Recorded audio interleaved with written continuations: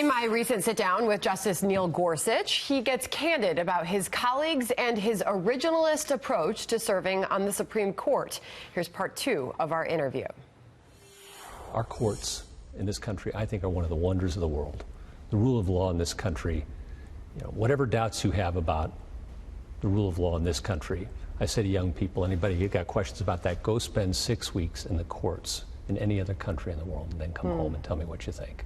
We have courageous men and women serving at all levels of our judiciary, selflessly, often anonymously, no lights with them, tending to the rule of law and making sure that equal justice under law is aspired to every day in our courts. There are some who think our court needs healing. There's lawmakers in Congress who have now for decades argued for term limits, called on Congress to heal our courts. How do you respond to some of those criticisms and some of those solutions that are being offered? Sandra, I don't do politics. I stick to my lane. Yeah. I'm a judge. And so I'm not going to comment on political arguments of the day. So you come out of the confirmation process and you take your seat on the bench. What was the reception like from your colleagues? This is a wonderful institution that you're sitting in. Only a couple hundred, 300 people work in this building. Yeah. And I'd served here as a law clerk, I don't know, almost a quarter century. 1993. A long time ago. And some of the employees remembered me as a law clerk. It was a warm and wonderful welcome. Yeah. And then my colleagues are very special, strong, independent, kind people. And some of them were here back then too.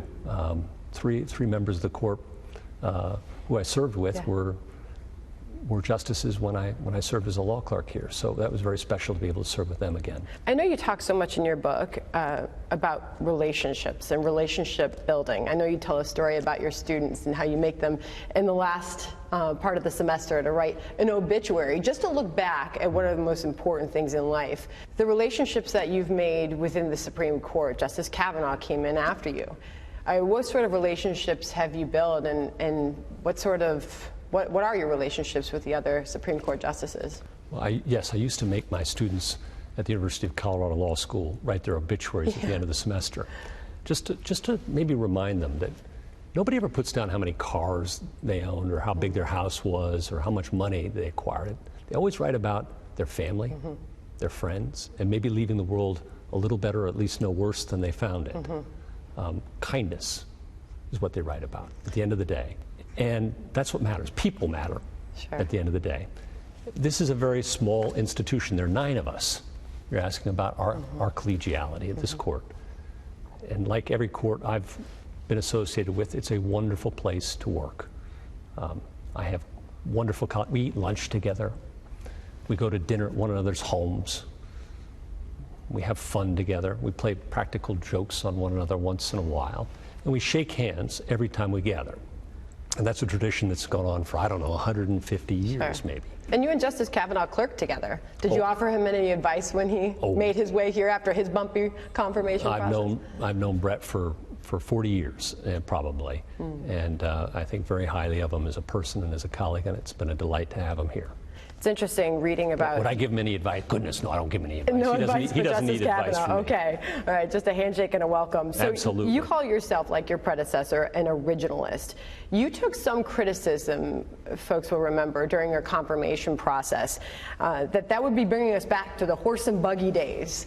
Has your approach to the law kept up with the modern pace and changing technology and the modern world in general? I am an originalist, and everything you said is nonsense. Now, here's why, okay? And why you should be an originalist, too, all right? What's the alternative? What is originalism? Originalism is just the idea that we have a written constitution. Our founders wrote it down, and they made a charter among we the people. This is what we agree to, and what the government's powers are, and what they're not, and what our rights are. And originalism just says, honor what's written there. Honor those words. Don't make stuff up, and don't take things away. That's the idea.